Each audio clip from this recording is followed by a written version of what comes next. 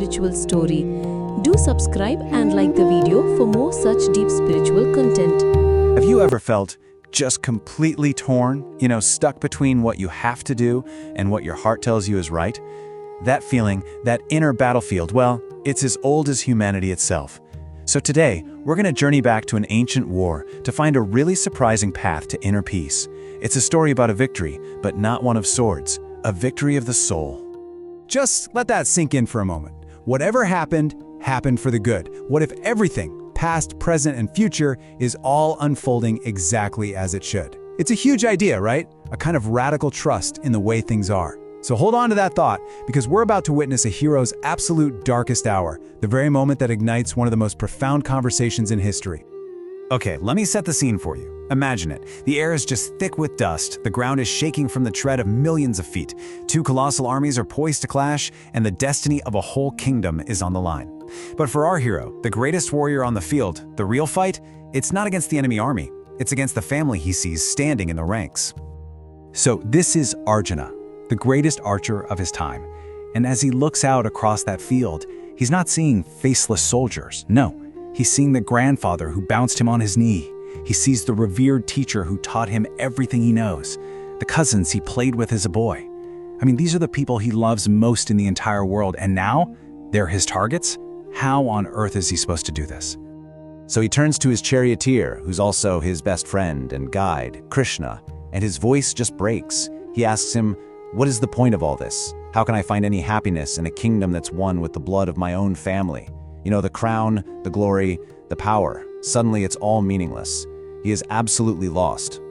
And this isn't just a crisis of the mind, it's a total physical breakdown. His whole body starts to tremble. His legendary bow, the Gandiva, this thing is practically an extension of his own arm. It just slips right out of his hand.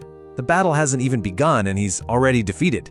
Not by any enemy weapon, but by the weight of his own grief. And right there, in that moment of absolute collapse, a voice cuts through the chaos. It's Krishna, but he's not about to give some rah-rah speech or a new battle strategy. Nope, what he offers is something so much deeper, so much more profound. He's about to reveal a secret about the very fabric of reality. Okay, so this is a total game changer. Krishna basically tells Arjuna, look, you're grieving for the wrong thing. These bodies you see, your grandfathers, your teachers, they're just temporary shells. They're like clothes. But the real person, the soul within, that is eternal. It can't be cut, it can't be burned, it was never born, and it can never ever die. I mean, what a powerful way to look at it, right? Death isn't some final, terrible end. It's just a transition. It's literally like taking off an old set of clothes and putting on a new one. So to grieve for the body is like crying over an old, worn-out shirt. This is the first piece of wisdom, and it's meant to pull Arjuna out of his personal sorrows so he can see the vast cosmic dance that's really going on. All right, so if the soul is eternal, you might be thinking, well then, does any of this even matter? And that's a great question. But Krishna's point isn't that the battle is meaningless, not at all. Instead, he's about to show Arjuna a whole new way to approach his actions, a way to fight without getting tangled up in the results. This is what's known as karma yoga, the path of selfless action.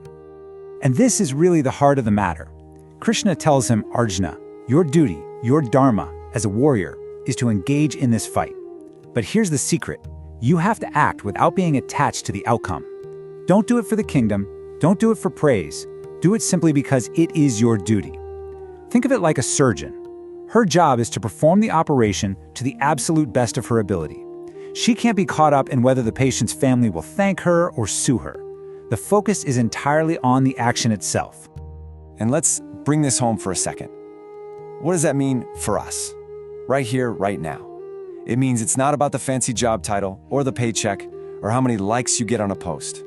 Your real greatness comes from how you approach your work, how you live your life. The ultimate reward isn't some prize at the end. It's the deep inner peace that comes from knowing you gave it your all for the right reasons.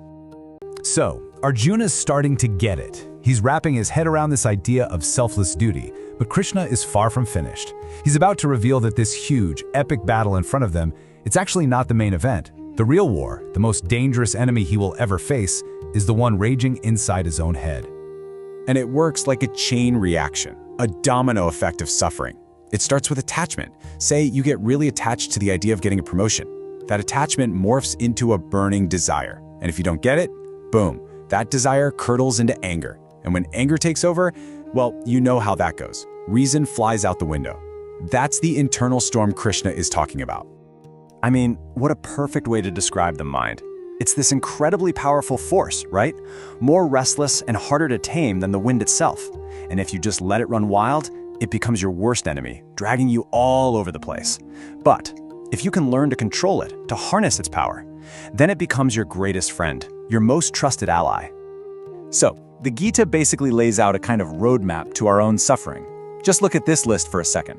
The desire for stuff we don't have, the fear of losing the stuff we do have, acting on impulse, that pesky ego that needs to take credit for everything. Which one of these hits home for you? Because this stuff is an ancient history. It's a mirror for our lives today. The battlefield looks different, but the inner struggle is exactly the same. Okay, so we've covered some big ground.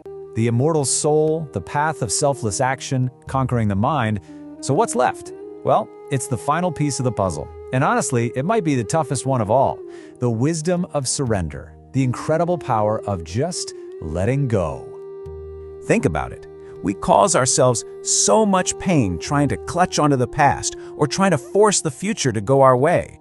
It's like trying to hold a river in your hands. It's impossible. And Krishna's message here is so simple, yet so profound.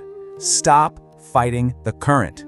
The only true peace comes when you learn to embrace the flow, to live completely and totally in this present moment. Man, this one really hits home, doesn't it?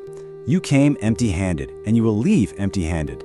Everything we think we own, our house, our money, our job title, even this body, it's all just on loan. We're just temporary caretakers. But realizing this isn't meant to be depressing. It's the exact opposite. It's liberating. It frees you up to enjoy everything without that constant nagging fear of losing it. It lets you play the game of life with a much lighter heart. And that brings us right back to where we started. Arjuna's battlefield is our battlefield. It's that difficult conversation you've been putting off. It's that overwhelming project staring you down. It's that inner demon you wrestle with. The wisdom of the Gita isn't telling you to avoid your fight. Not at all. It's asking a much deeper question. What is the duty you must face today? And how can you face it not with fear and anxiety, but with wisdom, a peaceful heart, and the quiet strength that comes from knowing, whatever happens, it's all for the good. That was today's story. Please do like, share and subscribe for more such interesting stories. Let's connect with another story. Till then, stay blessed.